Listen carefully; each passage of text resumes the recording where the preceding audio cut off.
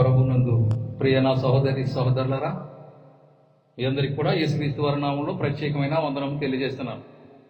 అందరూ బాగున్నారా? మరి ఇంతవరకు కూడా మంచి పాటలతో దేవుణ్ణి స్తుతించారు. అందుని బట్టి దేవునికి మహిమ కలుగుగాక. మనం ఈ రోజున దేవుని లేఖనాలను పరిశీలన చేసి మరికొన్ని విషయాలను తెలుసుకుని లోతుగా అందరూ కూడా క్రీస్తులోకి అందరూ ప్రవేశించేలాగా మనందరూ దేవుని నామాన్ని తెలుసుకుంటాకి ప్రతి క్షణం కూడా ప్రతి ఒక్కరూ మనం ప్రయత్నం చేస్తూ ఉందాం. అలాగే మనం ఈరోజు నేర్చుకోబోయే అంశం ఏమిటంటే, క్రీస్తునందు జీవించేవారు ఎవరు? ఉండుండి ఇలాంటి ప్రశ్న వేస్తున్నారు ఏంటో అనుకోవచ్చు. మనం ఏమి చేస్తున్నామో మనం గ్రహించే పరిస్థితుల్లో మనం ఉండాలి ఖచ్చితంగా. మనం ఎక్కడున్నా, ఏ ఊర్లో ఉన్నా, ఏ దేశంలో ఉన్నా మనం చేసేది మనకి అది మంచిదా చెడ్డదా, మనకి ప్రతి దానిలో కూడా ప్రతి విషయంలో కూడా మనందరం కూడా గ్రహింపు జీవితాన్ని కలిగి ఉండాలి. క్రీస్తునందు జీవితము లేదా క్రీస్తునందు జీవించేవారు ఏ విధంగా ఉంటారు? ఈ రోజు మనం కొన్ని లేఖన భాగాలను పరిశీలన చేసి తెలుసుకుందాం. క్రైస్తవుని జీవితము మరియు మరణం అనే వాటిని క్రైస్తవుని యొక్క జీవితము మరణం అనే వాటిని మనం మూడు విధాలుగా మూడు సముదాయాలుగా మనం విభజించి తెలుసుకోవచ్చు. ఎలాగంటే, మొదటిది క్రీస్తులోనికి రావడం, రెండవది క్రీస్తునందు నిలిచి ఉండడం, నెంబర్ 3 ప్రభువునందు మృతి పొందడం. ప్రతి క్రైస్తవుని జీవితంలో ఈ యొక్క జీవితంలో ఏముంటుందంటే, క్రైస్తవుని జీవితము మరియు మరణం ఈ రెండింటికి మధ్య ఉండేది ఏంటంటే, మొట్టమొదటి అంశం ఏమిటంటే క్రీస్తులోనికి రావడం, తర్వాత క్రీస్తునందు నిలిచి ఉండటం, తర్వాత ఆఖరిదిగా ప్రభువునందు మృతి చెందటం. ఇది క్రైస్తవుని యొక్క బ్రీఫ్గా క్రైస్తవుని యొక్క జీవితం. ఈ జీవితం ఏ విధంగా ఉండాలంటే, ఈ విషయాలన్నిటి కూడా మనం తెలుసుకుంటా ప్రయత్నిస్తున్నప్పుడు ఈ అంశాలన్నీ కూడా క్రైస్తవుని మీద ఏ విధంగా ప్రభావితం చేస్తాయో మనం తెలుసుకుందాం ఈ రోజున. క్రీస్తులోనికి రావడం ఇంతకుముందు మనం లాస్ట్ ఆఖరి వారంలో మనం నేర్చుకోవడం జరిగింది. ఒకడు క్రీస్తులోనికి ఏ విధంగా వస్తాడు. ఓకే, తెలుసుకున్న విషయమే. ఒకడు మారు మనసు పొంది బాప్తీసానికి లోబడిన తర్వాత క్రీస్తులోకి రావడం జరుగుతుంది. అలాగే రెండవదిగా మనం చూసినట్లయితే క్రీస్తునందు నిలిచి ఉండటం. ప్రియ నా సహోదరి సహోదరులారా, క్రీస్తునందు నిలిచి ఉండటం ఎలాగా? క్రైస్తవుడు క్రీస్తులో ఎలాగ ఉంటాడు, లేదంటే క్రైస్తవుడు క్రీస్తులో ఏ విధంగా జీవిస్తాడు? నేటి కాలంలో ఉన్న క్రైస్తవ సమాజాన్ని క్రైస్తవ సొసైటీని మనం చూసినట్లయితే, క్రీస్తులోకి రాకముందు క్రైస్తవుడు ఏ విధమైన జీవితాన్ని జీవించాడు, క్రీస్తులోకి వచ్చిన తర్వాత క్రైస్తవుని యొక్క జీవితం యొక్క ఆ విధానము లేదా ఆ యొక్క క్రైస్తవ భావము, ఆ భావజాలం మనిషిలో ఎంతవరకు ఎఫెక్ట్ అవుతూ ఉందో మనం గమనించాలి.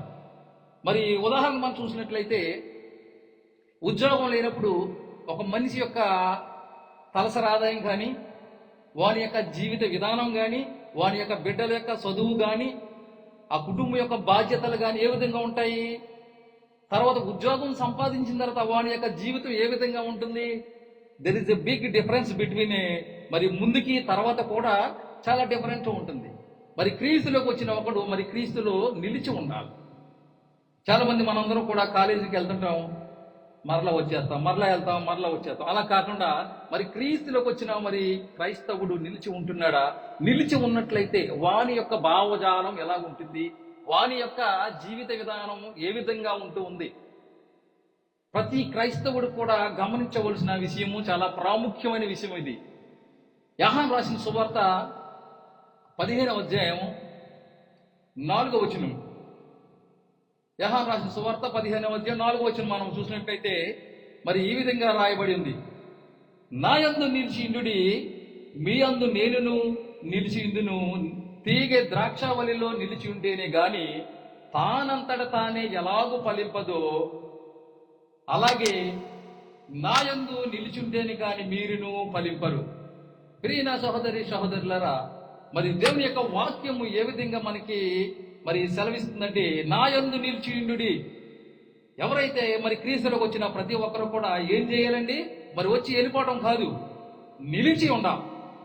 నిలిచి ఉండుడి, మీ అందు నేను నిలిచిందును. మరి చాలా మందిని చూస్తూ ఉంటాము, మరి పక్క వారి ఇంటికి మనం వెళ్ళకపోతే వాళ్ళ మన ఇంటికి రారు. ఇదంతా దేవుని యొక్క గుణలక్షణాలు ఇవన్నీ కూడా. మనం మరి దేవునిలో నిలిచి ఉంటే మరి దేవుడు కూడా మనతో కూడా నిలిచి ఉంటానని చెప్తున్నాడు. తీగే ద్రాక్షావల్లిలో నిలిచి ఉంటేనే గాని తనంతట తాను ఎలాగూ ఫలింపదో.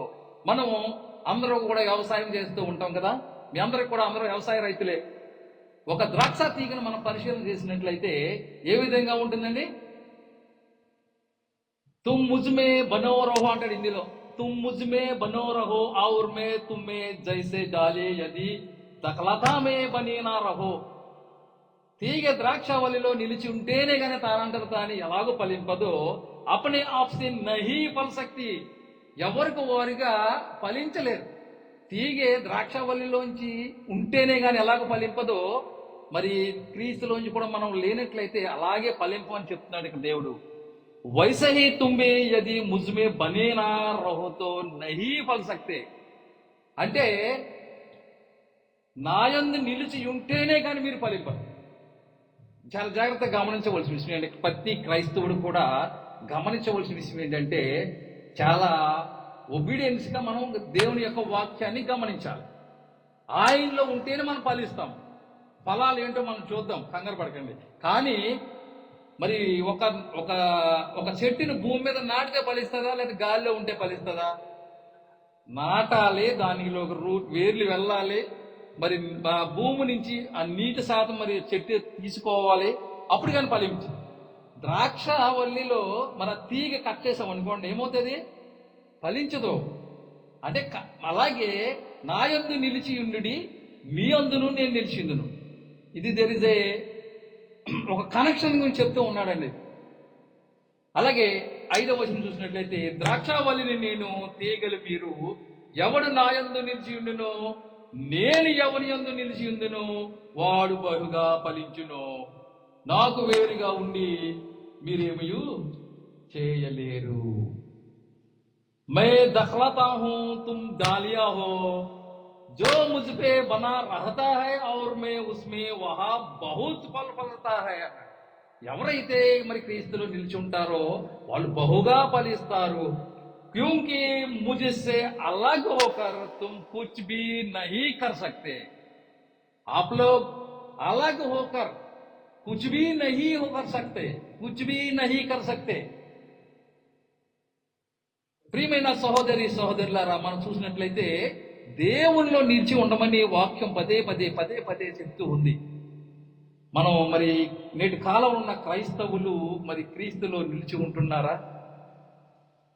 క్రైస్తవం మరి జీవిస్తూ క్రైస్తవులను చెప్పుకుని ఉంటున్న మనము మరి క్రీస్తులో మరి జీవిస్తున్నామా లేదో ఒకసారి మనందరం కూడా పరీక్షించుకోవాల్సిన సమయం. మరి గుడ్డదేలో చేయలు వేసినట్టు మరి గుడ్డివాడికి తోవ చూపినట్ల వారిద్దరు కలిసి గోతులో పడతారంటాడు. అలాగా మనం అందరం కూడా ఎవరినో ఫాలో చేస్తూ ఎవరో ఏదో తీసుకెళ్తున్నట్టు వెళ్ళిపోయినట్లయితే ఇది ఒక మన జీవితం. ఎవడైనా నా యందు నిలిచి ఉండని ఎడల వాడు తీగల వలె బయట పారవేయబడి ఎండిపోవును. మనుషులు అట్టి వాటిని పోగు చేసి అగ్నిలో పారవేతురు, అవి కాలిపోవును. మరి యేసు ప్రభు వారు చెప్తున్న ఈ మాటలన్నీ పొలాల గురించి చెప్తున్నాడా, లేదంటే మరి తనను నమ్ముకున్న క్రైస్తవుల గురించి చెప్తూ ఉన్నాడా? ఒకడు క్రీస్తులోనికి వచ్చిన తర్వాత ఏం చేయాలి? నిలిచి ఉండాలి. మొట్టమొదటి స్టెప్ ఏమిటంటే, నువ్వు పరలోక రాజ్యం చేరాలి అనుకున్నట్లయితే సంపూర్ణ మానవుడుగా నీ జీవితాన్ని సద్వినియోగం చేసుకుని మరలా తండ్రి అయిన దేవుని దగ్గరికి నువ్వు చేరాలనుకుంటే మొట్టమొదటి స్టెప్ ఒకడు క్రీస్తులోనికి రావాలి.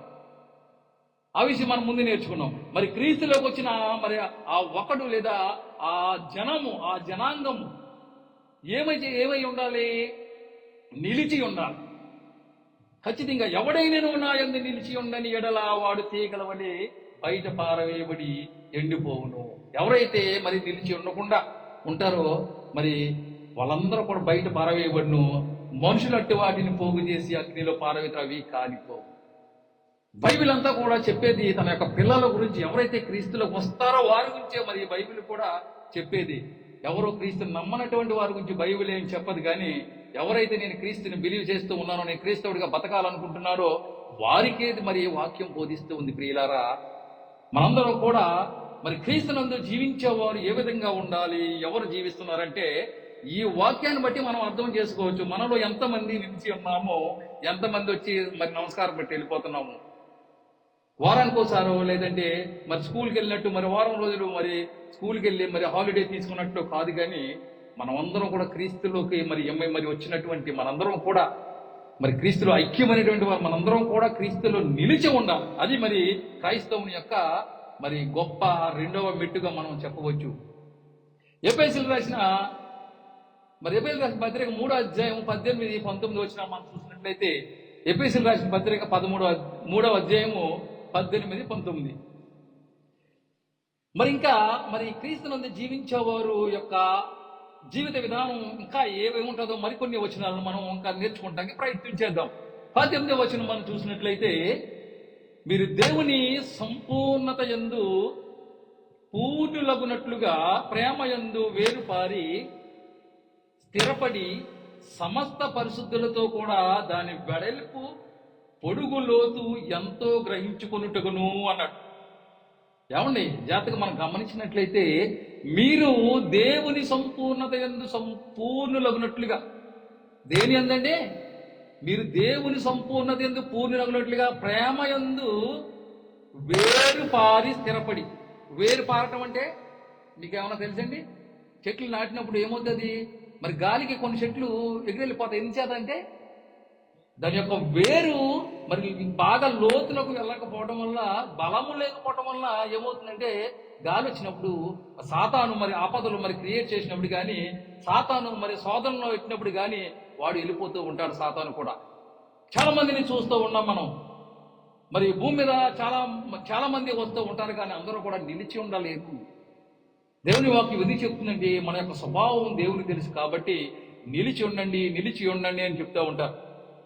మరి మన రోడ్లలో చూసినట్లయితే మరి చాలా మటుకు మనకి ఇన్ఫర్మేషన్స్ మరి బోర్డులు కనపడుతూ ఉంటాయి. బంపీ రోడ్ అని, వంకర్ రోడ్ అని, మరి స్లిపరీ రోడ్ అని. మనం జాగ్రత్తగా వాటిని గమనించుకుంటూ మన జీవితాన్ని మనకి కొనసాగిస్తూ ఉండాలి. ప్రియ సహోదరులారా, మరి మీరు దేవుని సంపూర్ణత పూర్ణలోగినట్లుగా ప్రేమ యందు వేరుపారి స్థిరపడి. నీ ప్రేమ స్థిరపడాలంటే నువ్వేం చెయ్యాలి? ఆ ప్రేమలో వేరు అనేది బాగా వేరు పారాలి. అంటే చాలా లెక్క నువ్వు ప్రయాణించాల వేరు. అప్పుడు కానీ నీ ప్రేమ నిలబడటానికి అవకాశం లేదు. మరి ఎంతమందిలో అలాంటి ప్రేమలు కనబడుతున్నాయి నేటి కాలంలో ఉన్న ఈ క్రైస్తవ మరి సంఘాల్లో కానీ మరి క్రైస్తవుల్లో కానీ అలాంటి ప్రేమను మనం ఎక్కడైనా చూస్తూ ఉన్నామా? మన సంఘాల్లో కూడా మనం చూడవచ్చు. ప్రేమ మొత్తం చల్లారిపోయిందండి. ఎవరిలో కూడా క్రైస్తవుల్లో ప్రేమ అనేది కనబడటం లేదు. ప్రియ సహోదరులారా, మరి ఇక్కడ మనం చేయవలసింది ఏంటంటే ప్రేమ యందు వేరుపారి స్థిరపడి సమస్త పరిశుద్ధులతో కూడా దాని వెడల్పు పొడుగు లోతు ఎంతో గ్రహించుకున్నట్టుకును, జ్ఞానమును మించిన క్రీస్తు ప్రేమను తెలుసుకున్నట్టుకును తగిన శక్తి గలవారు కావాలని ప్రార్థించుచున్నాను. మరి ఎఫెసీయులకు అపోస్తుడైన పౌలు ఈ విధంగా రాస్తూ మరి ఆయన ప్రార్థిస్తూ ఉన్నాడు. ప్రియులారా, మరి జ్ఞానమునికి మించిన క్రీస్తు ప్రేమను మనం తెలుసుకోవాలంటే శక్తి కావాలి. మరి చాలా మంది అంటే అమ్మ మరి పిల్లలకి హాస్పిటల్ తీసుకెళ్ళినప్పుడు ఆ పిల్లడికి రక్తం లేదు, శక్తి లేదు, చాలా వీక్గా ఉన్నాడంటే మరి బోర్నమెంటో లేదంటే ఒక బ్లడ్ మరి ఐరన్ టాబ్లెట్స్ ఏవి ఇస్తాడు? ఎందుకని? నిలబడటానికి శక్తిగా మరి శక్తి కావాలి కాబట్టి మరి నడుచుకుంటా కానీ ఆడుకుంటా కానీ పిల్లలకి మరి బలం కావాలంటే నీలో ప్రేమలో అభివృద్ధి చెందాలి. మొట్టమొదటిగా మరి క్రైస్తవునిలో మరి క్రీస్తులో మరి జీవించేవారు ఎవరైతే మారు మనసు ద్వారా క్రీస్తులో ప్రవేశించినటువంటి వారిలో యొక్క మొట్టమొదటి లక్షణం ఏమిటంటే ప్రేమలో వేరుపారి.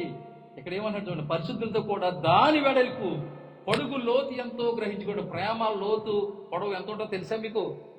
అంతు చిక్కదండి. నీలో వేరు పారినట్లయితే ఆ ప్రేమ యొక్క మిక్కటమైన ప్రేమతో ఒకరినొకరు ప్రేమించుడు అంటారు. మరి ఎవరు ప్రేమిస్తూ ఉన్నారు అలాగా? ఎవరు ప్రేమిస్తూ ఉన్నారు క్రైస్తవ సమాజంలో? ఎవరిలో ఉంది ఇలాంటి ప్రేమ? మరి మనందరూ కూడా అలాంటి ప్రేమలో ఉండాలి. జ్ఞానమునకు మించిన క్రీస్తు ప్రేమను తెలుసుకున్నట్టుకు తగిన శక్తి గలవారు కావాలని అంటే అలాంటి వారు లేరు. మరి మరి పౌలు గారు రాస్తూ ఉన్నారు, మనందరినీ కూడా ఆ జాబితాలో చేర్చాలి. మరి క్రీస్తు ప్రేమను మరి మనందరం కూడా తెలుసుకోవాలి. ఆ ప్రేమలో వేరు పారాలంటున్నాడు. ఏదో చాలా మంది స్కూల్కి వెళ్తూ ఉంటారు, ఏ వారానికో లేదా 2 నెలలకోసారి వెళ్తారు చాలా మందిని. అలా కాదండి, ఆ యొక్క ప్రేమలో వేరు పారమంటున్నాడు. వేరు పారమంటే మనం దాని శక్తి కావాలంటే మనం అక్కడ ఏం చెయ్యాలంటే ప్రేమ కలిగి ఉండాలి. ఎంతమందిలో ప్రేమ ఉందో మనం గమనించుకోండి. ప్రియ నా సహోదరి సహోదరులారా, ఫిలిప్పీయులకు రాసిన పత్రిక ఇంకా మరికొన్ని వచనాలు మనం చూద్దాం. ఫిలిప్పీయులకు రాసిన పత్రిక 2వ అధ్యాయం 12, 13 వచనాలు మనం చూద్దాం. కాగా నా ప్రియులారా, మీరెల్లప్పుడూ విధేయులై ఉన్న ప్రకారము నా ఎదుట ఉన్నప్పుడు మాత్రమే గాక మరి ఎక్కువగా నేను మీతో లేని ఈ కాలమందును భయముతోనూ వణుకుతోనూ మీ సొంత రక్షణను కొనసాగించుకునుడి. ప్రియ సహోదరి సహోదరులారా, మన ఇక్కడ వాక్యాన్ని గమనించినట్లయితే పౌలు గారు ఫిలిప్పీ సంఘానికి ఈ విధంగా రాస్తూ ఉన్నాడు. కాగా నా ప్రియులారా, మీరెల్లప్పుడూ విధేయులై ఉన్న ప్రకారం ఏమన్నాడు? ఎల్లప్పుడూ కూడా విధేయులై ఉన్న ప్రకారం నా ఎదుట ఉన్నప్పుడు మాత్రమే గాక. చాలా మంది క్రైస్తవులు చూడొచ్చు, ఎవరైనా బంధువులు వచ్చినా సంఘంలో కూడా వందనాలండి, అయ్యగారు బాగున్నారా, చాలా బాగున్నారా, తమ్ముడు బాగున్నారా అంటారు. కానీ వారి యొక్క నిజ జీవితంలో మనం పరిశీలన చేసినట్లయితే వారి యొక్క స్వభావం అలాగ ఉండటం లేదు. కానీ అలాగ ఉండాలని చెప్పి పౌలు ఇక్కడ మనకి చెప్తూ ఉన్నాడు. మరి ఈ వాక్యం వింటున్న మనలో ఎంతమంది ఈ విధంగా ఉంటూ ఉన్నాము?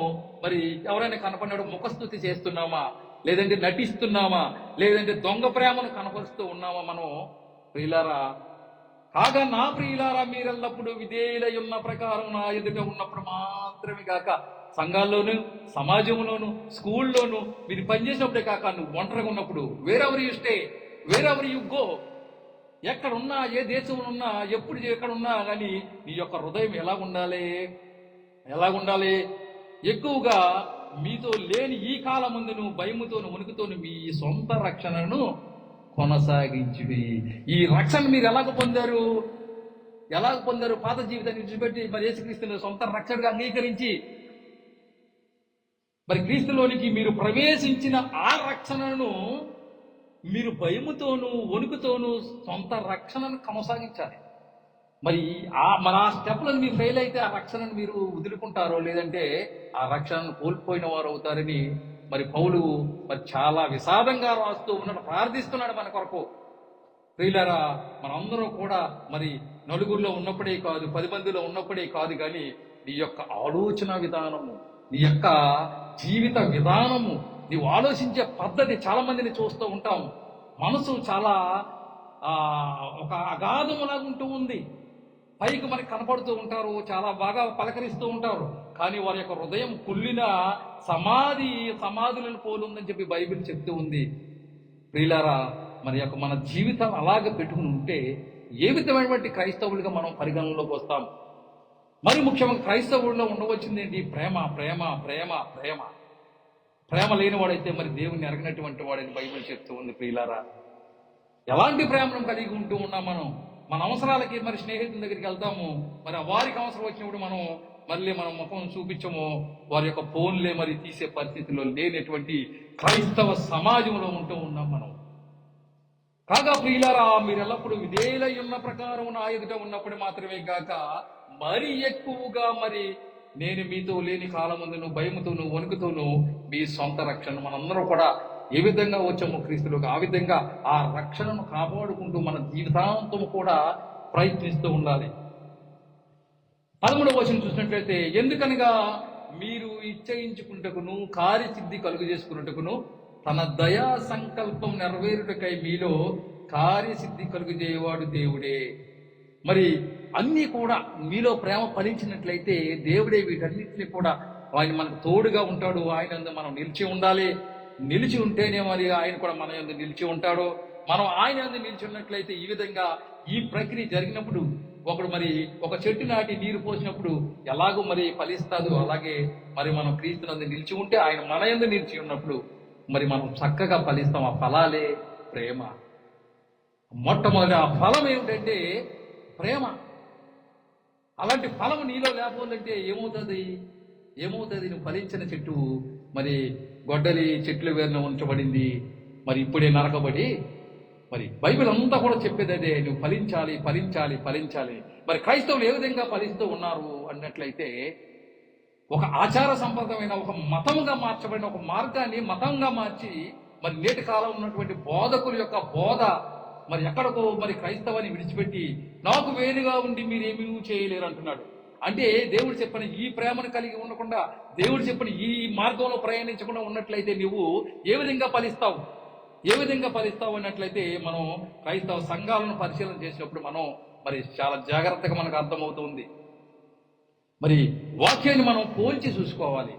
మన వాక్యంలో మనం పోల్చి చూసుకుంటే మనం ఏంటో కనబడతాం. కానీ మరి మనకు తెలిసిన విధంగా మనం మరి దేవుణ్ణి ఆరాధించాలంటే, మరి ఇశ్రాయేలీలు మరి దేవుణ్ణి మరి వెంటాడిన నీతిని వారికి దొరకలేదు అంటాడండి. ఎందుకంటే వారికి సొంత మార్గంలో ప్రవేశించారు.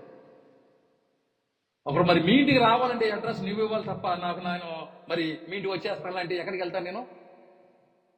అలాగే దేవుడు చెప్పిన మార్గం వెళ్తే మరి ఆయన యొక్క సన్నిధి మనకు దొరుకుతూ ఉంది. కొలసీలు రాసిన పత్రిక 1వ అధ్యాయం 23వ వచనం చూద్దాం.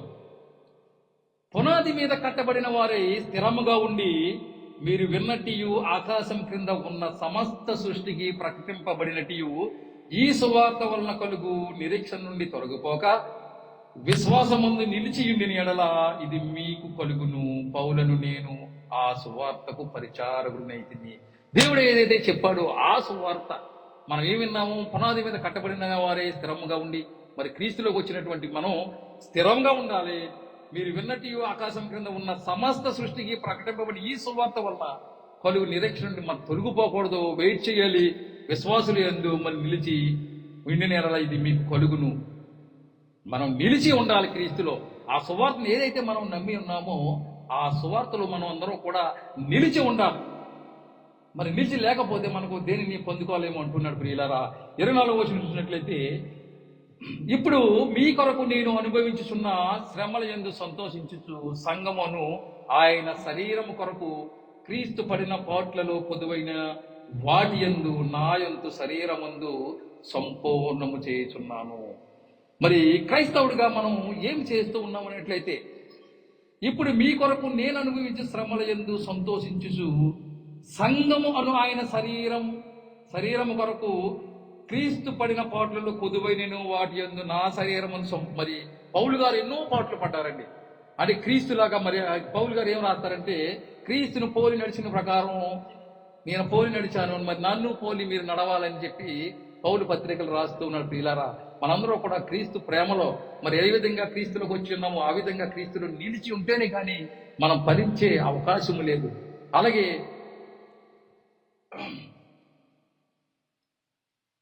యోహాను రాసిన మొదటి పత్రిక 1వ వచనము మనం చూద్దాం.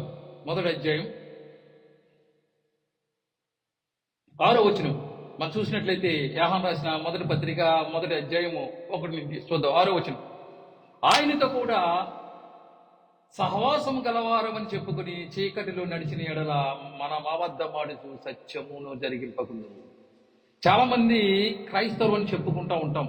ఆయనతో కూడా సహవాసం గలవారని చెప్పుకొని చీకటి అనగా పాపం చేసిన ఎడల మనం ఏం చేస్తున్నామండి? క్రైస్తవుడు అంటే పాపరహితుడు. క్రీస్తు ఎవరండి? పరిశుద్ధుడు. నేను మరి పరిశుద్ధుడిని ఉన్న ఎడల మీరందరూ కూడా పరిశుద్ధులుగా మరి ఉండాలనేది మరి దేవుని మరి సంకల్పం. మరి మనం క్రైస్తవుడు అయినప్పుడు మరి ఫలానా క్రైస్తవుడు లేదా ఫలానా బోధకుడు లేదా ఫలానా విశ్వాసి మరి దొంగతనం చేశాడు అన్నట్లయితే మనం విన్నాం అనుకోండి, దాన్ని ఏమంటారు? నడిచిన మన మాబద్ధం ఆడుచు సత్యమును జరిగింపకుందు. అక్కడ ఏముంటలేదంటే సత్యాన్ని మనం మిస్ చేస్తున్నాం. సత్యాన్ని ఇంక మనం చేయలేం. ప్రియులారా, మరి ఆయనతో కూడా సహవాసం కలవారని చెప్పుకుంటున్నావేమో. నువ్వు క్రైస్తవుడిగా ఉన్నట్లయితే చీకటికి నువ్వు దారి ఇవ్వకూడదు, పాపానికి నువ్వు చోటు ఇవ్వకూడదు.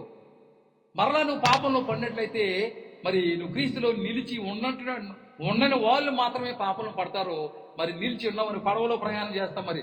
మరి రేవులు దాటినప్పుడు గోదావరిలో మరి పడవలో నిలిచి ఉంటే మనం ప్రయాణం సాగుతుందా? మరి పడవలోంచి పక్కకి దూకితే ప్రయాణం సాగుతుందా? బాగుంటుందండి. పడవలో నిలిచి ఉంటే నువ్వు క్షేమంగా వెళ్తావు, లేదంటే నువ్వు మరణానికి వెళ్తావు, ఆపదలో పడతావు. ప్రియులారా, నువ్వు క్రీస్తులో నిలిచి ఉండాలి. క్రీస్తు యొక్క సహవాసంలో ఉన్నట్లయితేనే మరి క్రీస్తులోకి మరి క్రీస్తులో జీవించే వారి యొక్క లక్షణంలో మొదటిది క్రీస్తులో నిలిచి ఉండాలి. అలాంటి వారు ఏ పాపము చేయరు. మొట్టమొదటిగా మనం ఏమి నేర్చుకున్నాము? ప్రేమ కలిగి ఉండాలి క్రైస్తవుడు. క్రీస్తులో మరి జీవించేవారు ఎవరైనా ప్రేమ కలిగి ఉండాలి. రెండవది, పాపానికి మరి చోటివ్వడు, పాపము చేయడు. క్రీస్తులో నిలిచి ఉండేవారు, క్రైస్తవులు అనబడేవారు పాపానికి ఎట్టి పరిస్థితుల్లోనూ మరి అవకాశాన్ని ఎవరు. ప్రియులారా, 7వ వచనం చూడండి. అయితే ఆయన వెలుగులో ఉన్న ప్రకారం మనము వెలుగులో నడిచిన ఎడల మనం అన్యోన్య సవాసం గలవారమై యుద్ధము. అప్పుడు ఆయన కుమారుడైన యేసు రక్తము ప్రతి పాపం నుండి మనలను పవిత్రులుగా చేయును. అయితే ఆయన వెలుగులో ఉన్న ప్రకారము మనము వెలుగులో నడిచిన ఎడల, మరి ఎవరైతే క్రీస్తులో నిలిచుంటారో, మరి ఎవరైతే మరి ఆయనతో సహవాసం చేస్తారో, ఎవరైతే ఆయనతో కూడా నడవగలుగుతారో నడిచిన ఎడల మనమందరం కూడా అన్యోన్య సహవాసం గలవారమైందము. అప్పుడు మన కుమారుడైన యేసు రక్తము. నువ్వు ఒక పాపాలు కడగాలంటే మరి క్రీస్తులో నువ్వు నిలిచి ఉండాలి. మరి చాలా మంది అంటారు, మరి ఈ రోజున ఉపవాస ప్రార్థన నేను మరి రోజుకి 24 గంటలు చర్చిలో నిలిచి ఉంటున్నాను, మరి చర్చిలోనే ప్రార్థిస్తున్నాను, మరి గొలుసు ప్రార్థన చేస్తున్నాను, మరి ఏయో ప్రార్థన చేస్తున్నాను. మరి చాలా మంది చూస్తూ ఉన్న సోషల్ మీడియాలో సంపూర్ణ ప్రార్థన, దేవునితో ఒక రాత్రి ఉంటాడు దేవునితోటి. కర్మరాత్రులన్నీ 29 రోజులు ఏమవుతున్నాయి? మనిషి యొక్క క్రైస్తవుని యొక్క భావము, ఆ వే ఆఫ్ థింకింగ్, మరి ఆ ఆలోచించే విధానంలోనే మరి క్రీస్తుని విడిచిపెడుతూ ఉన్నారు కదా. క్రీస్తులో ఉన్నటువంటి వాడు ఒక ఓడలో ప్రయాణం చేసే వ్యక్తి 30 రోజులు ప్రయాణం ఓడలో మరి ఒక దేశం నుండి మరి ఒక దేశానికి వెళ్తున్నప్పుడు నేను మరి ఆ మార్గ మధ్యంలో నేను మరి పడవలో లేను లేదా బోట్లో లేనంటే అర్థం ఏమిటి? గోదావరిలో మునిగిపోయాడు. మరి క్రీస్తులోకి వచ్చిన ఒకడు ఏమవ్వాలి? నిలిచి ఉండాలి. నువ్వు మరణం వరకు కూడా నువ్వు నిలిచి ఉండాలి. మరి నిలిచి ఉన్నట్లయితేనే మరి ఆయనతో సహవాసం చేసినట్లయితే మరి మనందరం కూడా అన్యోన్య సహవాసం గలవారమై ఇందుము. అప్పుడు ఆయన కుమారుడైన యేసు రక్తము ప్రతి పాపం నుండి మనల్ని పవిత్రులుగా చేయను. ఎవరైతే క్రీస్తుని నిలిచి ఉంటారో, ఎవరైతే ప్రేమ కలిగి ఉంటారో, మరి ఎవరైతే పాపానికి దూరంగా ఉంటారో, ఎవరైతే క్రీస్తుతో అన్యోన్య సహవాసం చేస్తారో, మరి చేసినట్లయితేనే మరి కుమారుడైన మరి యేసు రక్తము ప్రతి పాపం నుండి మనల్ని పవిత్రంగా చేస్తుంది. ఏమన్నా అర్థమవుతుంది కదా? మరి చాలా జాగ్రత్తగా మనం అర్థం చేసినట్లయితే ఈ యొక్క స్టెప్ బై స్టెప్ మరి చేస్తేనే మీకు మరి ఇవన్నీ కూడా మీకు సంక్రమిస్తాయి. చాలా మంది మనం మరి మొబైల్లో చూస్తుంటాం, ఏదో వస్తుంది అంటే స్టెప్ బై స్టెప్ నొక్కేస్తూ ఉంటారు. మనం ఏదో అప్లికేషన్ ఏముండదో దానికోసమో కష్టపడి, లేదంటే ఫోన్ హ్యాక్ అయిపోయి ఉంటుంది, ఎవరో హ్యాకర్ చేసే విధానం ఇదంతా. ప్రియులారా, అక్కడికంటే వచ్చిన తర్వాత తెలుస్తుంది ఫోన్ ఇది అందుతుంది. మరి ఇక్కడ దేవుడు చెప్పే ఈ యొక్క విధానము, వే ఆఫ్ థింకింగ్ లేదా మరి క్రీస్తులోకి వచ్చే విధానము మనం గమనించినట్లయితే, మరి నిలిచి ఉండే విధానము, క్రీస్తులో స్థిరంగా మనం స్థిరపడే విధానం మనం చూసినట్లయితే, చాలా మంది అంటారు కదా, మరి మీరు ఎక్కడ ఉంటున్నారంటే మరి ఫలానా ఊర్లో ఉంటున్నారు, ఇక్కడే ఉంటున్నారని అని అడుగుతారు. అంటే మనం ఎక్కడైతే నిలిచి ఉంటామో లేదా ఎక్కడైతే మనం స్థిర నివాసం ఏర్పాటు చేసుకుంటామో, మరి చాలా మంది ఇల్లు చూస్తే ఇంట్లో ఎవరు ఉండలేదే అంటారు.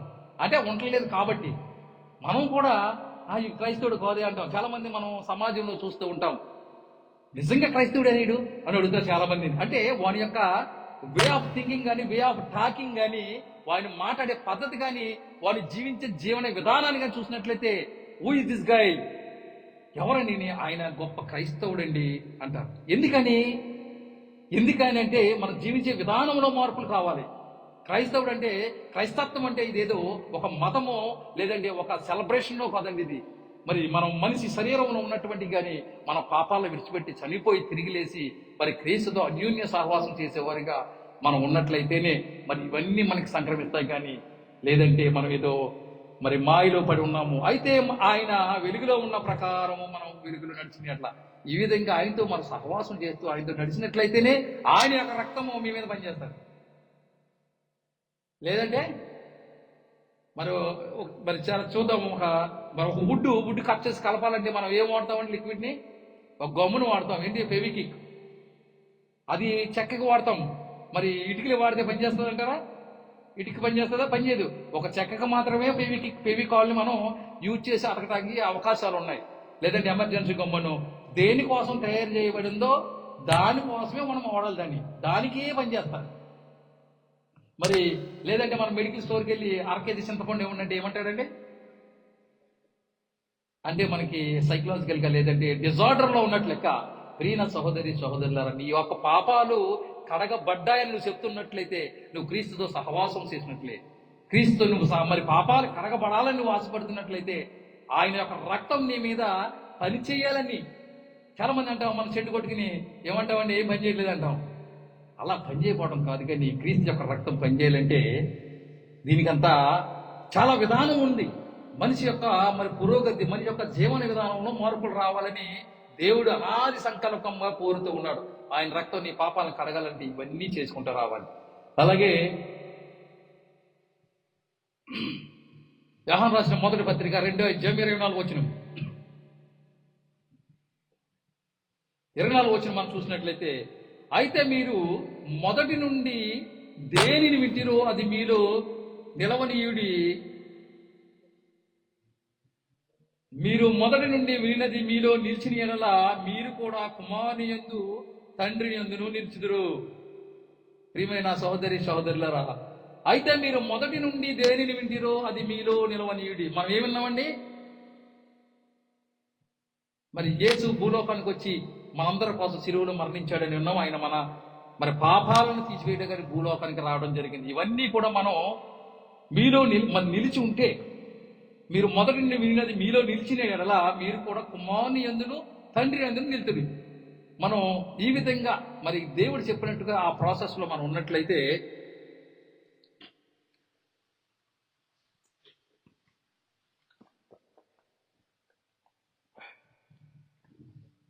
మరి ఈ విధంగా మరి క్రీస్తులోకి వచ్చిన మరి క్రీస్తులో నిలిచి ఉండేవారు, క్రైస్తవులుగా జీవించేవారి యొక్క జీవన విధానం మనం పరిశీలిస్తున్నాం. మన మధ్యలో ఉన్నాము. ఇప్పుడు ఇంకా మరికొన్ని విషయాలు మనం ఈ రోజు తెలుసుకుంటానికి దేవుడు మరింత అవకాశాన్ని మనకి ఇస్తూ ఉన్నారు. ప్రియులారా, యోహాను రాసిన సువార్త 15:8-9 మనం చూసినట్లయితే, మీరు బహుగా ఫలించుట వలన నా తండ్రి మహిమపరచబడును, ఇందువలన మీరు నా శిష్యులగుదురు.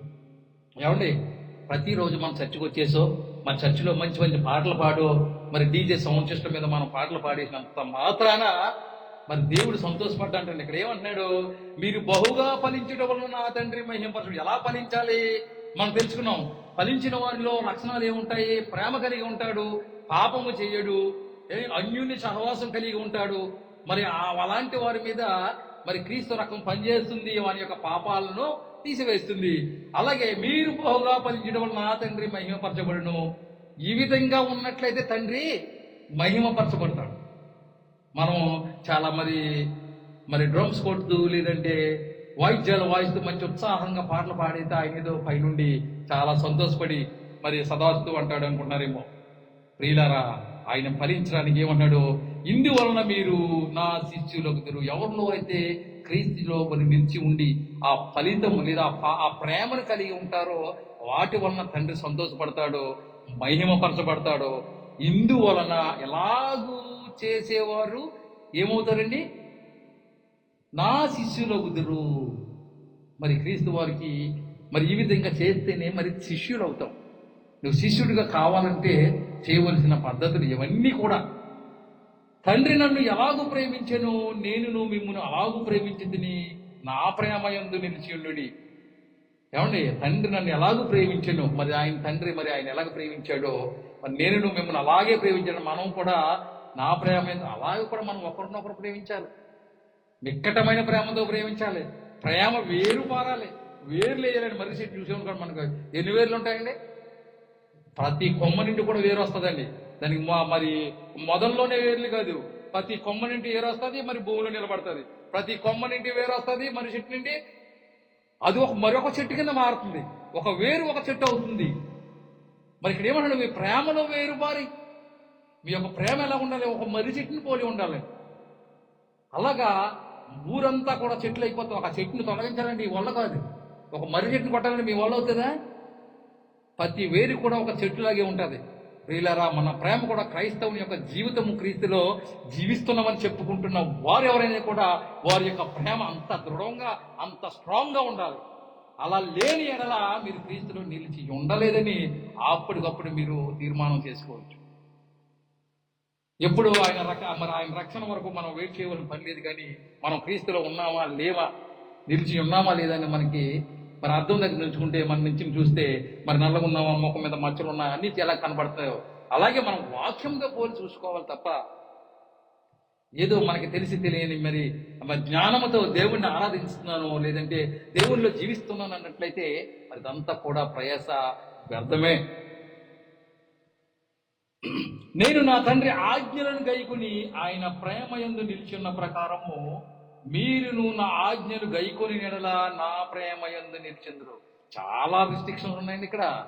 ఆయన ప్రేమలో నిలిచుంటాం అంటే 2 పాటలు పాడేసో, 4 రంకులేసి ఒక ప్రసంగం చేసో, లేదంటే ఒక ఉపవాస కూడం పెట్టుకోను, ఇవన్నిటి వల్ల ఏమవుతుందండి? ఏమవుతుంది ఇక్కడ? నేను నా తండ్రి ఆజ్ఞలు గైకొని ఆయన ప్రేమయందు నిలిచి ఉన్న ప్రకారము మీరును నా ఆజ్ఞలను గైకొని ఎడలా నా ప్రేమయందు నిలిచి. ఆయన యొక్క ఆజ్ఞలు ఏమైతే ఇచ్చాడో మరి ఆజ్ఞల్లో మనం అన్నీ కూడా గైకొని వాటిని మనం బ్రతుకు దినములన్నీ కూడా ఆచరిస్తూ ఉండాలి. అలాగ ఆచరించినట్లయితేనే మరి ఆయన ప్రేమయందు నిలిచి ఉన్నట్లు. సపోజ్ మనం ఒక తాటేకింటికి డూప్లెక్స్ బిల్డింగ్ అని ఒక బోర్డు పెట్టాం అనుకోండి, ఏమంటారు? అది డూప్లెక్స్ బిల్డింగా తాటేకిల్లా? తాటేకిల్లికి డూప్లెక్స్ బిల్డింగ్. లేదంటే నాలాంటి మరి బ్లాక్ మ్యాన్కి ఎర్రబాబు అని పేరు పెడతారు చాలా మందిని. ఎర్రబాబు ఏమండి, మ్యాచ్ కాదు ఇది. ఒకని ఇట్స్ కంపారిజన్. అంటే అన్నా అది సూట్ అవ్వదు క్రైస్తవుడికి. ఇలాకి నేను నా తండ్రి ఆజ్ఞలను గైకొని ఆయన ప్రేమయందు నిలిచి ఉన్న ప్రకారము మీరును నా ఆజ్ఞలను గైకొని ఎడల నా ప్రేమయందు నిలిచిందురు. ఆయన ఏమైతే ఆజ్ఞలు ఇచ్చాడో మరి ఆజ్ఞలన్నీ గైకొని మరి నువ్వు మరి ప్రొద్దుట లేచిన టైం నుంచి సాయంత్రం పండుకునే వరకు కూడా ఆయన యొక్క ఆజ్ఞలు నువ్వు జీవిస్తూ ఉండాలి. ఆయన ఆజ్ఞలతో మరి జీవిస్తూ ఉండాలి. మరి క్రీస్తులోకి మరి వచ్చినటువంటి నీవు మరి క్రీస్తు ఏ విధంగా వెళ్తానో అలాగే వెళ్తావు. నువ్వు ఒక బస్సు ఎక్కావు, బస్సు ఇలా లెఫ్ట్కి వెళ్తుందంటే నువ్వు రైట్కి వెళ్తావా? నువ్వు బస్సులో ఉన్నావు కాబట్టి బస్సు డ్రైవర్ ఏ పక్క తిప్పితే ఆ పక్కకి వెళ్తావు. నువ్వు వెళ్ళరా? మరి క్రీస్తు ఈ విధంగా నడుస్తూ ఉంటే క్రైస్తవ సమాజం అంతా ఈ విధంగా వెళ్తుంది. ఎలాగెళ్తుంది? ఇదేనా మ్యాజికా? మరి దేవుని ఆలయాల్లో, చర్చిల్లో కూడా పాస్టర్లలో మరి కొట్టుకున్నటువంటి సందర్భాలు ఎన్నో మనం చూస్తూ ఉన్నాం. అది క్రీస్తుకు వ్యతిరేకము. మరి క్రీస్తు ప్రేమ లేనటువంటి వాడు, క్రీస్తును అనుసరించినటువంటి వారు, క్రీస్తు సహవాసం లేనటువంటి వారు మనం చాలా మందిని చూస్తుంటాం. రోడ్లలో మరి ముగ్గురు ప్రయాణిస్తూ ఉంటారు. పోలీసుడు కనబడి ఒకటి దిగిపోతాడు మధ్యలోండి. అక్కడ ఇద్దరే కనపడతారు. ఎందుకని? ప్రియమైన సహోదరులారా, అందుకే పౌలు అంటున్నాడు, నేనున్నప్పుడు మాత్రమే కాక మరి సంఘంలోనే కాక, సంఘంలోకి వచ్చేసాడు ఇప్పుడు సాతాను. ఇంతకు ముందైతే అక్కడక్కడ ఉండేది, కానీ ఇవాళ మరి బహాటంగా నన్ను మరలా సిలువ వేస్తున్నారు అంటున్నాడు. నేను క్రైస్తవుని చెబుతూ మరి నేను పాపం చేసినట్లయితే క్రీస్తుని మరలా సిలువేస్తూ యూదులు ఒకసారి సిలువేశారు, కానీ నేటి కాలం ఉన్న క్రైస్తవులు రోజుకి గంటకు ఒకసారి సిలువేస్తున్నారేమని నాకు భయంగా ఉంది. ప్రియులారా, నేను నా తండ్రి ఆజ్ఞలు గైకొని ఆయన ప్రేమయందు నేను నిలిచి ఉన్న ప్రకారం మీరును నా ఆజ్ఞలు గైకొని నేనలా నా ప్రేమయందు నిలిచింది. మరి ఇలాంటి క్రైస్తవ సమాజం క్రీస్తులో ఉన్నట్లా లేనట్లా? చాలా క్లియర్గా మనకు దేవుడు చెప్తూ ఉన్నాడు. ఎలిమెంటరీ పాఠాల కన్నా చాలా లో స్టాండర్డ్లో బైబిల్ రాయించాడండి దేవుడు. ఎందుకంటే మనంతా కూడా మట్టి బుర్రలో మనకు జ్ఞానం లేనటువంటి వారు. మన స్టాండర్డ్కి దిగి ఆయన బైబిల్ రాయడం జరిగింది.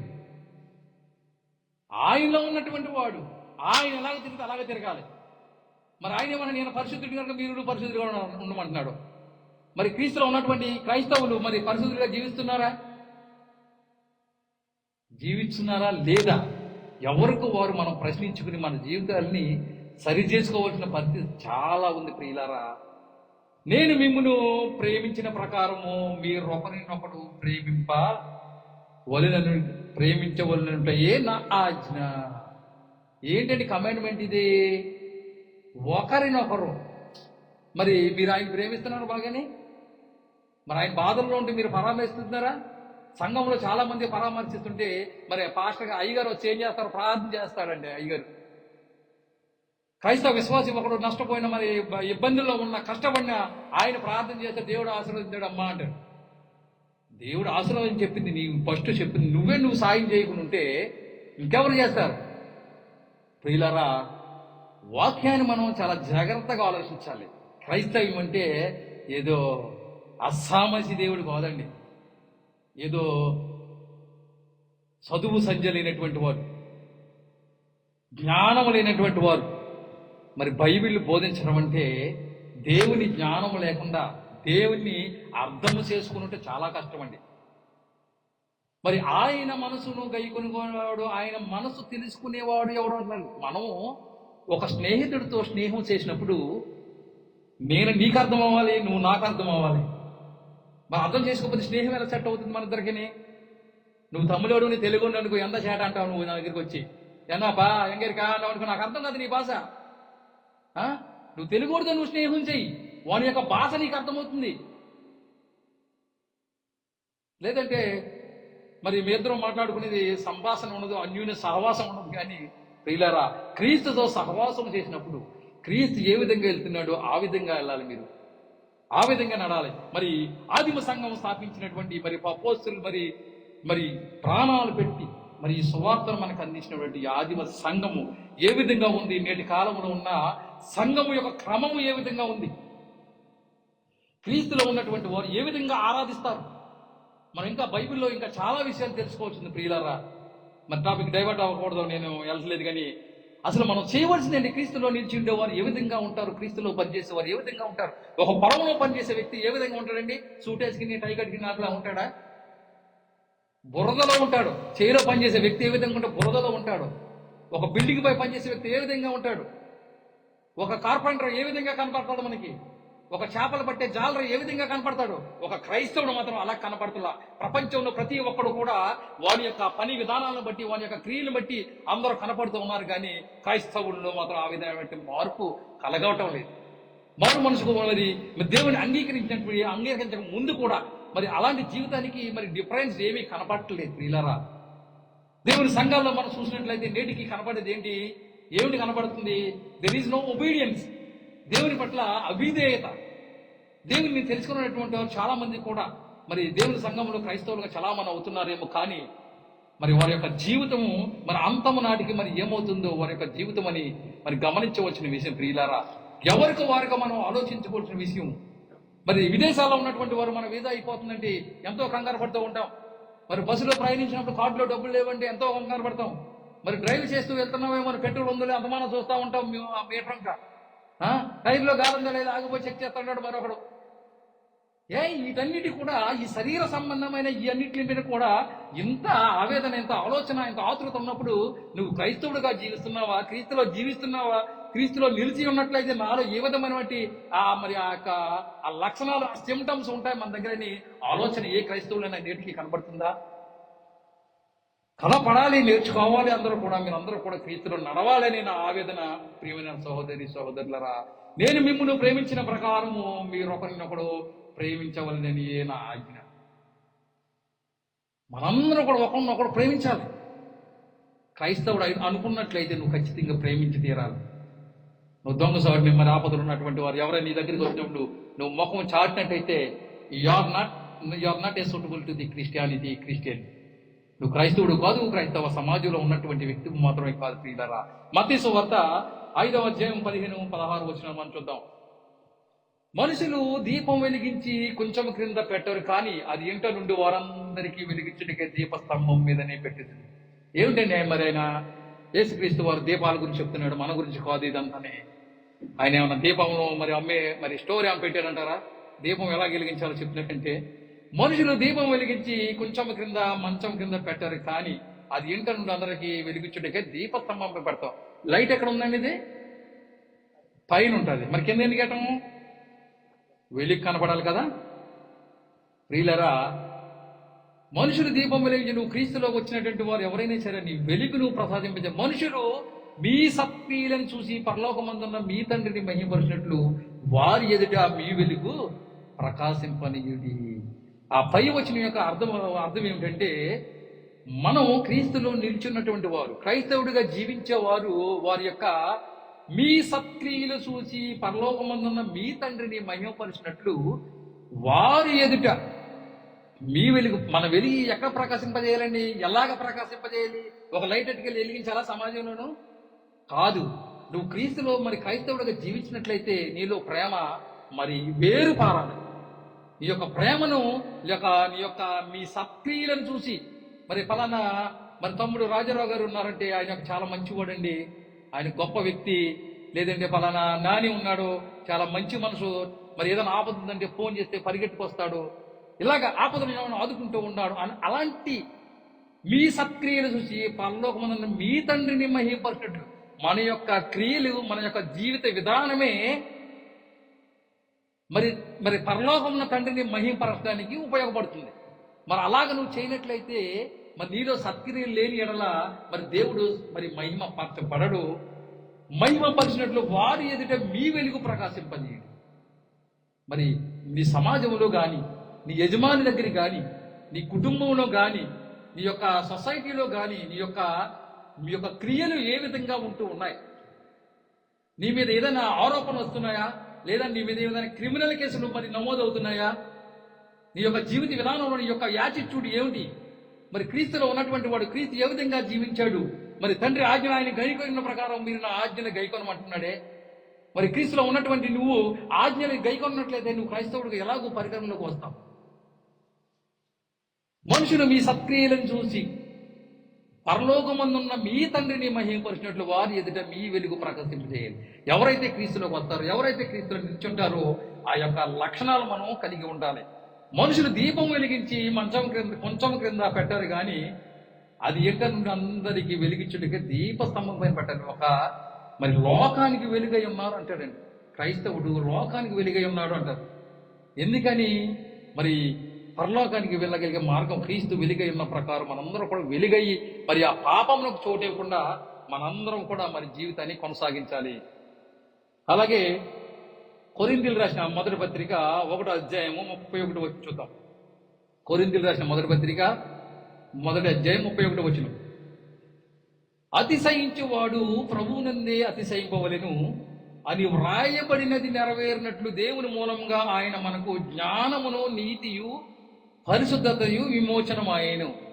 అతిశయించువాడు ప్రభువునందే అతిశయింపవలెనని వ్రాయబడిన నెరవేరినట్లు మరి మనకు దేవుని మూలంగా ఆయన మనకు జ్ఞానము, నీతి, పరిశుద్ధతయు మనకి ఇచ్చాడండి. ఎవరైతే క్రీస్తులో నిల్చుంటారో, ఎవరైతే క్రీస్తుని అంగీకరిస్తారో, ఎవరైతే మరి విదేశాలు ప్రయాణించాలంటే ఎలాగో మరి ఫ్లైట్లోకి వెళ్ళి మనం కూర్చుని మరి ఫ్లైట్లోనే నిలిచి ఉంటే మరి అవతల దేశానికి ఎలాగైతే చేరుతున్నామో ఒక 5-6 గంటల్లో, మరి నీ యొక్క పరలోక రాజ్యం వెళ్ళాలంటే అలాగే క్రీస్తులో నువ్వు నిలిచి ఉండాలి.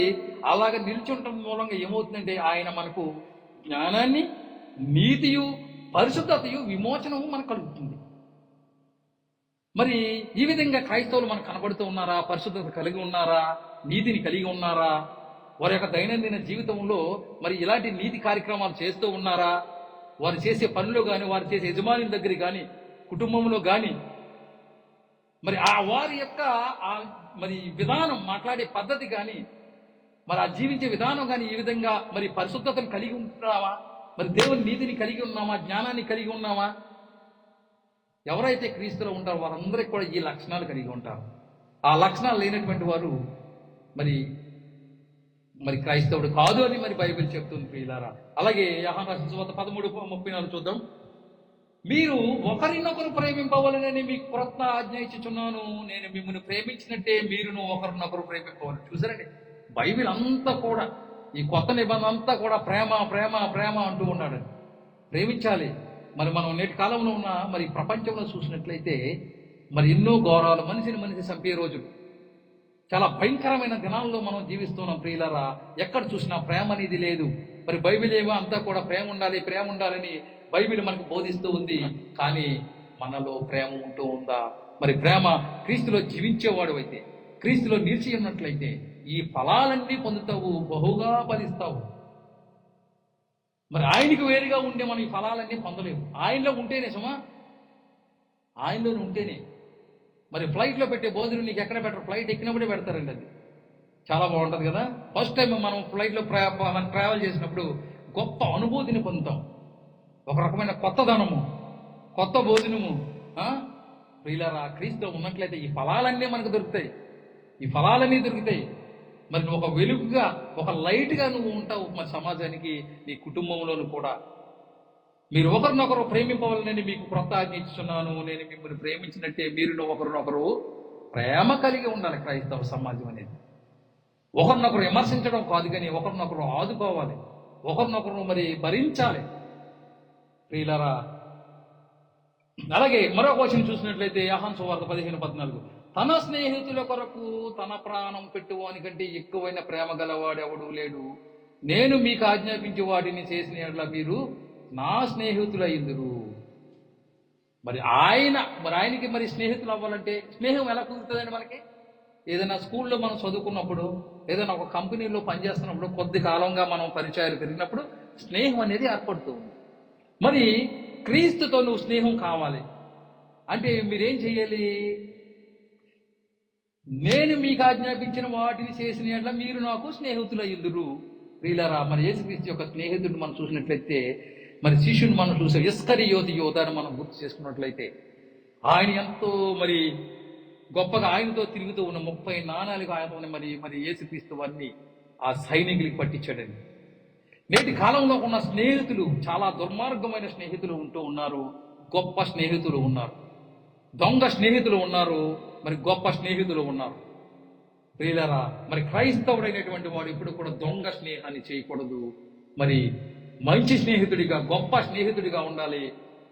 నేను మీకు ఆజ్ఞాపించి వాటిని చేసిన మీరు నా స్నేహితులు ఇద్దరు. ప్రేమ లేని వాడు మంచి స్నేహితుడు అవడు. పాపం చేసిన వాడు నీకు మంచి స్నేహితుడు కాలేడు.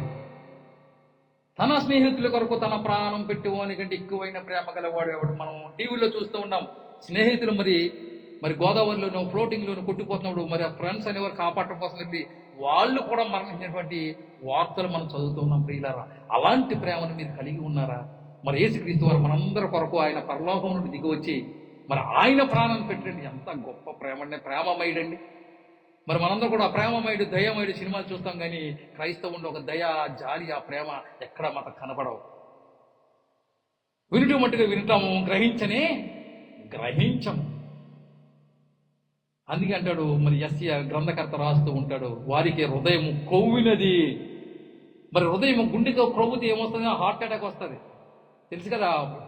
మరి అక్కడ అన్ని బ్లాక్ అయినప్పుడు స్టంట్ చేస్తారు కొంతమంది తెలుసుకుంటే, లేదంటే రక్త ప్రసరణ జరగకపోతే అన్ని బ్లాక్ అయ్యి కొవ్వు బాగా పట్టి మరి మరణిస్తూ ఉన్నారు చాలా మంది. ప్రియులారా, అలాంటి కొవ్వు నీలో ఉన్నట్లయితే, మరి అలాంటి కొవ్వు నీలో పెరిగినట్లయితే మరి బ్లాక్ అవుతుంది.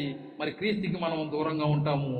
తుమ్లో అలాగూ ఒక కూర్చునై సక్కర సక్తే అంటాడు. మరి యేసుకు మీరు వేరుగా ఉండి మీరు ఏమీ చేయలేదు. మరి గుండెకాయ మన శరీరంతో కలిసి ఉండాలి. మరి గుండెకాయ మనం వేరైందంటే మన పని ఏం పాట పాడతారని మనకు చనిపోయిన తర్వాత, పరదేశులము ప్రియులారా పురమిది కాదిప్పుడు. అలాగా దేవునితో మనందరం కలిసి ఉండాలంటే క్రీస్తులో ఉండాలి. మనం క్రీస్తులో ఉన్నట్లయితే నువ్వు జీవం కలిగినటువంటి వాడు. నేను ప్రయాణిస్తున్నానని చెప్పు, కుర్చీలో కూర్చుంటే నువ్వు ప్రయాణిస్తున్నట్టే అబద్ధికుడివా? బస్సులో కూర్చుని అది చైరే ఇది చైరే, అది చైరే ఇది చైరే కదా నేను మరి ప్రయాణం ఉన్నాను తమ్ముడు అన్నావు అనుకో, ఎలా ఉంటుంది? అబద్ధికుడిగా మనం మరి వెలివేయబడతాం దేవుని రాజ్యంలో నుంచి. ప్రియులారా, క్రీస్తులో ఉన్నటువంటి వాడు ప్రయాణిస్తూ ఉంటాడు, వాడిలో లక్షణాలు కనపడుతూ ఉంటాయి. మరి ఫోన్ చేసామనుకో, ఫలానా స్టేషన్ ఇప్పుడే బందర్ వచ్చింది, ఇప్పుడే దాదర్ వచ్చింది, ఇప్పుడే తెనాలి దాటేము. ప్రియులారా, నేను క్రైస్తవుని క్రీస్తు అంటే క్రీస్తు ప్రేమ నీలో రాదు. క్రైస్తవుడిగా జీవించడానికి ఎన్నో పాటలు పడాలి. ఒక ఇల్లు ఎక్కాలంటే మీరు ఎవరైనా మేస్త్రులు ఉన్నారా? ఒక ఇల్లు ఒక స్టేర్కి వెళ్ళాలని ఎన్ని మెట్లు ఉంటాయి? 21 మెట్లు. నువ్వు 21 మెట్లు ఎక్కిన తర్వాత నువ్వు పైకి వెళ్తావు, ఇంటి పైకి. లేదంటే నువ్వు మధ్యలో ఉంటావు. 10 మెట్లు ఎక్కాను, ఇల్లు ఎక్కేసినట్టే కదులుతుందా? ఓ కుదరదు, ప్రాక్టికల్ థియరీ ఉండాలి. క్రీస్తు గారిని బతకడానికి ఇవన్నీ స్టెప్పులు నువ్వు చేసుకుంటూ వెళ్ళాలి. ఇంటి పైకి వెళ్ళాలంటే మరి ఏ విధంగా వెళ్తున్నావు, అలాగే క్రీస్తులో కూడా నువ్వు నిలిచి ఉంటేనే ఈ ఫలాలన్నీ పొందుకుంటావు. ఒక చెట్టు మీద నా ఫలాలు కొయ్యాలంటే చెట్టు పైకి ఎక్కాలి తప్ప మొదల్లో ఉండి కొయ్యలేవు. ప్రియులారా, మన యొక్క అవివేకమైన హృదయాన్ని పక్కన పెట్టి క్రీస్తులోకి ప్రయాణిద్దాం. క్రీస్తుకు తెలిసి ఆ మార్గం మీద ఆయన ఒక మార్గంలోకి వెళ్ళామనుకో, ఒక రోడ్డు ఎక్కామంటే ఢిల్లీ మద్రాస్ హైవే అంటాడు. ఆ రోడ్డు పట్టుకున్నవాడే ఢిల్లీ వరకు వెళ్ళిపోతావు, నీకేం అవసరంలా. నువ్వు అలాగే క్రీస్తులోకి ప్రయాణించావు, క్రీస్తులోనే ఉండి దిగమగా. చాలా మంది నేను ముంబై వెళ్ళే టైంలో కొత్తలో ఏం చెప్పారంటే, మధ్యలో దిగ్గినే ట్రైన్ ఆగితే అప్పటిదాకా దిగవద్దంటారు. నేను ఎక్కడ పనిచేసేది, ఇక్కడ పనిచేసేది లాస్ట్ బస్ నా స్టేషనే. నేను భయపడినా ఇంకా దిగవోళ్ళు పని ఆడి దిగుతాడు. మధ్యలో మనం దిగినట్లయితే మరి మరి మార్గాన్ని మిస్ అవుతాం. ప్రియులారా, క్రీస్తులోకి వచ్చినటువంటిది ఎవరైనా సరే అలాగే అట్టేపెట్టి నిల్చుండండి. ఎవరు దిగినా సరే లాగినా సరే దిక్కండి. నేను స్టేషన్లో ఉంటాను, మీరు వాళ్ళకి దిగొద్దని చెప్తాను చాలా మందికి. నేనే వస్తాను బస్ కాడికి, మీ కిటికీ కాడికి. మరి యేసుక్రీస్తు వారు మేము సన్నగా మన చక్కగా తీసుకెళ్లి పరలోకంలో సైడ్లోకి వచ్చి పెడతాడు. ప్రియులారా, అలాంటి జీవితాన్ని మీరు కోరుకున్నట్లయితే క్రీస్తులోనే నిలిచి ఉండడానికి ప్రయత్నించండి. ప్రతి దినము ప్రయత్నించండి. మరి మనం చిన్నప్పుడు ఆ కాలంలో మరి దాటినప్పుడు చిన్న చిన్న బోధులు అంటాం కదా, ఆయన దాటినప్పుడు పట్లు వేసేవారు. ఇంతకు ముందు చిన్న చిన్న పట్లుండి అది మెట్టకి చాలా భయం వేసి ఇలా ఊగుతా. ఆ దాని మీద నిలిచి ఉంటాక మనం ఎంతో కష్టపడతాం, ఎందుకంటే పడిపోతాం కింద. అలాగలాగా జాగ్రత్త ఎంతో జాగ్రత్త వహిస్తావు. అలాగే నిలిచి ఉంటేనే నువ్వు కరెక్ట్ చేస్తావు ఆ పక్క గమ్యానికి, లేనేటైతే కాళ్ళలో ఉంటావు నువ్వు. ప్రియులారా, మరి క్రీస్తులో నిలిచి ఉంటేనే మరి కడవరకు వరకు నువ్వు మరణాంతరం వరకు కూడా మరి క్రీస్తులో ఉండాలి. ఉంటే నువ్వు పరలోక రాజ్యం చేరతావు. అలాగే మనం మూడవ అంశంగా మనం చూసినట్లయితే, మూడవ పాయింట్ మరి చూసినట్లయితే ప్రభువునందు మృతి పొందటం. నేటి కాలంలో చాలా మంది చచ్చిపోతున్నారు క్రైస్తవులు. మనం చూస్తున్న మహిమ ప్రవేశము, పరలోకపు పిలుపు అని చెప్తూ ఉన్నారు చాలా మంది. మరి ఆయన పరలోకాన్ని పిలిచాడా? అలా మనం అనుకుందాం. మనలో మనం ఎవరు చెప్పలే. పరలోకాన్ని పిలుస్తున్నాడా వారిని? యాక్సిడెంట్లో చనిపోయినా పరలోక పిలుపు అంటారు, మందు తాగి చనిపోయినా పరలోక పిలిపే, విచ్చలవిడిపోయిన జీవితాన్ని జీవించి చనిపోయినా పరలోక పిలిపే. రెవల్యూషన్ ప్రకటన గ్రంథం మనం చూసినట్లయితే 14వ అధ్యాయము 13వ చూద్దాం. అంతటా ఎప్పటి నుండి ప్రభునందు మృతులు ధన్యులని వ్రాయమని పరలోకం నుండి ఒక స్వరము చెప్పగా వింటిని. నిజమే, వారు తమ ప్రయాసములు మాని విశ్రాంతి పొందుదురు, వారి క్రియలు వారి వెంట పోవునని ఆత్మ చెప్తున్నాడు. ఏమండి, ఇక్కడ చూసినట్లయితే అంతటా ఇప్పటి నుండి ప్రభువునందు మృతులు ధన్యులు. ఈ పాయింట్ కూడా అవుతాం. మనం ఎక్కడికి నిలిచి ఉందాము, ఎక్కడికి వెళ్లకుండా ప్రభువునందు ఎవరు మృతులు అవుతున్నారు. ప్రభువునందు నీ యొక్క జీవితము, నువ్వు పుట్టిన దగ్గర నుండి నువ్వు రక్షణ పొందినప్పటి నుండి నువ్వు చనిపోయే వరకు ఈ మధ్య ఏ పీరియడ్ అయితే ఉందో, ఈ డిస్టెన్స్ ఒక 30 సంవత్సరాలు ఉండొచ్చు, ఒక 50 సంవత్సరాలు ఉండొచ్చు, ఒక 40 సంవత్సరాలు ఉన్నట్టు ఈ జీవితంలో నువ్వు క్రీస్తులో నిలిచి ఉన్నావా, ప్రభువులో నిలిచి ఉన్నావా? నిలిచి ఉన్నప్పుడే నువ్వు చనిపోయావా, లేదా బయటికి వెళ్ళిపోయిన తర్వాత చనిపోయావా? పాపాలు చేస్తూ చనిపోయావా, పాపరహితుడిగా చనిపోయావా? చాలా మంది అంటారు పలానా సమ్మన్ ఎవరో మరణించారు. ఎక్కడ మరణించారు బాబట్టే? రోడ్లో మరణించారు. కొంతమంది ఏమంటారు, పడుకుని మంచం మీద చనిపోయాడండి, చనిపోయినట్టు ఏమి లేదు అంటారు. కొంతమంది ఫ్లైట్లో చనిపోతారు, కొంతమంది వాళ్లో చనిపోతారు. ఎక్కడ చనిపోరంటే మన ప్లేస్లు చెప్తూ ఉంటాం. కానీ క్రైస్తవుడు ఎక్కడ చనిపోవాలి? రోడ్లో చనిపోవాలా? రోడ్లో చనిపోయినా, ఇంట్లో చనిపోయినా, మంచం మీద చనిపోయినా క్రీస్తులో ఉండాలి. నువ్వు క్రీస్తులో నిలిచి ఉండి చనిపోయినట్లయితే అదేమవుతుందంట, అంతటా ఇప్పటి నుండి ప్రభువునందు మృతులు ధన్యులు. నువ్వు ప్రభువునందు జీవించి ప్రభువు చెప్పినట్టు ఆయన ఆజ్ఞలు గైకొని మరి నీలో ప్రేమ వేరుపారయి నువ్వు చనిపోయినట్లయితే అది దేవునికి ఏంటంటే మృతులు ధన్యులు. ప్రభులో చనిపోతే, ప్రభులో జీవించి చచ్చిపోతే నువ్వు ధన్యుడు.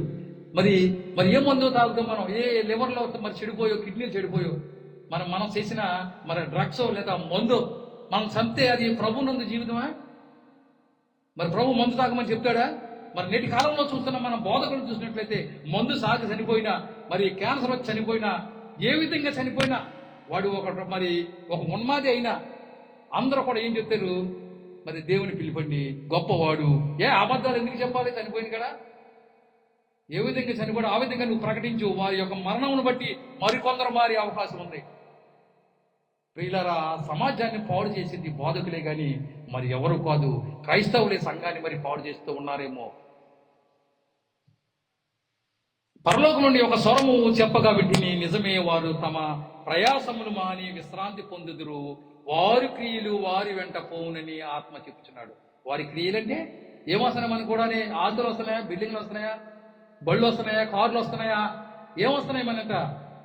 మన క్రియలు వస్తాయి. నువ్వు బతికిన జీవితాంతం నువ్వు మరి ఏమి చేసావు? నువ్వు క్రీస్తులో నిలుచున్నట్లయితే ఆ మంచి క్రియలు వస్తాయి. క్రీస్తులో లేనట్లయితే ఆ చెడ్డ క్రియలు నీ కూడా వెంటాడుతూ ఉంటాయి. అంతే తప్ప నీ బిల్డింగ్లో, నీ బంగ్లాలో, నీ ఆస్తులో, నీ కారులో, నీ ధనము, మరి దరిద్రము, ఏ దరిద్రం కూడా మనకు కూడా రాదు. కానీ మన యొక్క క్రియలు నువ్వు క్రైస్తవుడిగా నిలిచి ఉండి మరి గొప్ప ప్రేమ కలిగినటువంటి వాడిగా, ప్రేమమయుడిగా, దయామయుడిగా నువ్వు జీవించినట్లయితే మరి అలాంటి క్రియలు నీకు కూడా వస్తాయి. అలాంటి క్రియలు సంపాదించుకోవాలి. క్రీస్తులో ఉండేవారు, క్రీస్తులో జీవించేవారు అందరూ కూడా అలాంటి క్రియలతో ప్రభునందు మరణిస్తూ ఉన్నారు. అలాగే కొరింథీయులకు రాసిన 2వ పత్రిక 5వ అధ్యాయము 1 నుంచి మనం 6 వచనాలు చూద్దాం. భూమి మీద గుడారమైనను నివాసము శిథిలమైపోయినను చేతి పని కాక దేవుని చేత కట్టబడినదియు నిత్యమైనదైన నివాసము పరలోకమందు మనకున్నదని ఎరుగుదుము. క్రీస్తులో నివసించేవాడు, క్రీస్తులో జీవించేవాడు, క్రైస్తవుడిగా బతికేవాడు ఏమని నమ్మాలి మనం? భూమి మీద మన గుడారమైన నివాసమైన శిథిలిపోయినను, ఏదేమైనా గాని చేతి పని కాక దేవుని చేత కట్టబడినదియు నిత్యమైనదినైన నివాసం పరలోకమందు మనకి ఎక్కడ ఉందండి? మన క్రీస్తులో మరి పాపాన్ని విడిచిపెట్టి శారీరకంగా మరణించి క్రీస్తులో జీవిస్తున్న మనకి గొప్ప నివాసం ఉందండి అక్కడ. మరి ఎవరైనా అక్కడ ఇల్లు కట్టుకుంటున్నారా? మరి మన వాళ్ళు ఎక్కడ కడుతున్నామా? భూమి మీద కడుతున్నామా? పరలోకంలో కడుతున్నావా? భూమి మీద కట్టాలంటే ధనం కావాలి, ఐరన్ కావాలి, ఇటుకలు కావాలి, మరి సిమెంట్, ఇసుక కావాలి. కానీ పరలోకంలో నువ్వు ఇల్లు కట్టాలంటే ఏం కావాలి? క్రీస్తులో నిల్చుంటే నీకు బంగారులా నీళ్ళు కట్టేస్తా, డూప్లెక్స్.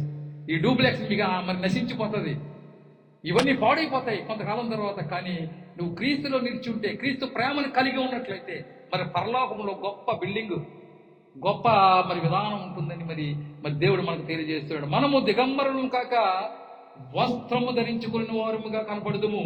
కాబట్టి పరలోకం నుండి వచ్చి మన నివాసము దేనిపైని ధరించుకుని మరి నాపై నపేక్షించును దీనిలో మూలుగుచున్నాము. ఈ విధంగా మనందరం కూడా మరి క్రీస్తులో ఉంటేనే మరి పరలోకం గొప్ప ఇల్లు. మరి క్రీస్తులోకి వచ్చినటువంటి వాడు ఎలా ఉండాలి? క్రీస్తులో నిలుచున్నట్లయితే ఏముంటుందండి? ప్రేమ కలిగి ఉంటాడు, మరి ప్రేమ ఫలిస్తుంది. తర్వాత ఏ పాపానికి చోటివ్వడు, మరి అందరినీ ప్రేమిస్తాడు, క్రీస్తుతో సహవాసం కలిగి ఉంటాడు.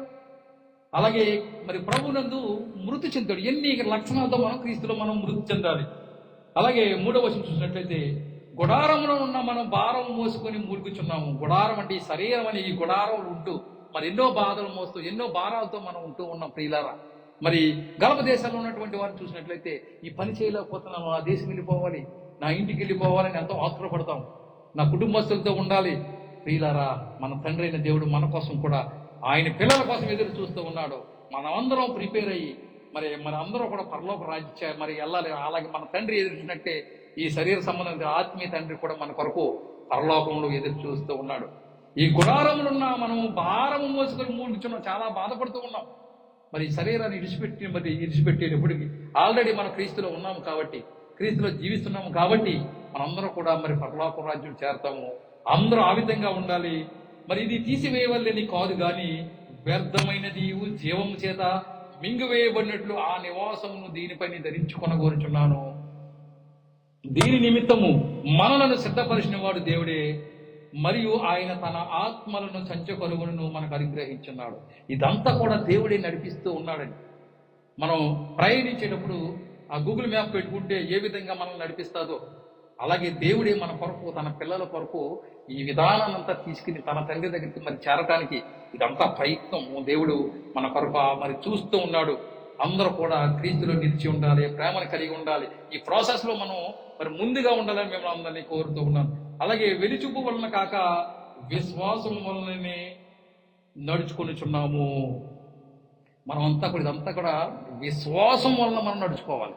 ఆయన చెప్పిన మాటలు, ఆయన చెప్పిన ఆజ్ఞను గైకొంచు మన జీవితాంతం ఉన్నట్లయితే అలాగే ఫిలిప్పీయులకు రాసిన పత్రిక మనం చూసినట్లయితే నా మట్టుకైతే బ్రతుకుట క్రీస్తే, చావైతే లాభం. ఇదేంటండి చచ్చిపోతే లాభం అంటున్నారు అనుకుంటారేమో. మరి క్రైస్తవుడిగా జీవించిన నీవు ఆ ప్రతిఫలాన్ని పొందాలంటే, మరి క్రీస్తులో నువ్వు ఎదిగినటువంటి నీవు, మరి క్రీస్తులో ఉన్నటువంటి నీవు, క్రీస్తులో వేరుపారినటువంటి ప్రేమను కలిగినటువంటి నీవు, మరి ఆ ఫలాన్ని పొందాలంటే ఎప్పుడు పొందుతావు? నా మట్టుకైతే బ్రతుకుట క్రీస్తే, మరి క్రీస్తులో బతకాలి, క్రీస్తులో నివసించాలి, క్రీస్తులో నిలిచి ఉండాలి. మరి చనిపోతే అది మరింత లాభం. మరి మరి అలా చనిపోతే కానీ ఆ ఫలాన్ని మనం పొందలేం ప్రియులారా. మరి ఒకడైతే ఎలాగైతే క్రీస్తులోకి వస్తాడో అలాగే మరి క్రీస్తులో నిలిచి ఉండాలి, క్రీస్తులో జీవించాలి. మరి బ్రతికినంత కాలం మనం క్రీస్తులో బ్రతికి మరి ప్రభువునందు మరణించాలి. అలాంటి జీవితాన్ని మనందరూ కూడా మరి ఈ వాక్యం వింటున్న మీరందరూ కూడా ఆ విధమైనటువంటి జీవితాన్ని కలిగి ఉండి ఆ మరణము కూడా, ఆ ఆఖరి స్టెప్ కూడా సంపూర్ణంగా మీరు, మరి పౌలు అంటాడు నా పరుగు తొదముట్టించి తిని అన్నాడు.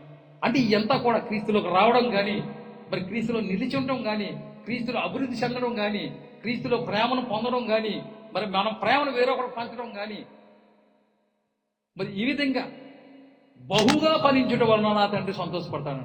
బహుగా ఫలించి మరి తండ్రిని మహింపరిచి మన సత్క్రియలు మన సమాజంలోను, మన పనిలోను, మరి మన ఊర్లోను, మన గ్రామంలోను నువ్వు చూపించుకుని మరి దేవుడిని మహింపరిచే విధంగా జీవించి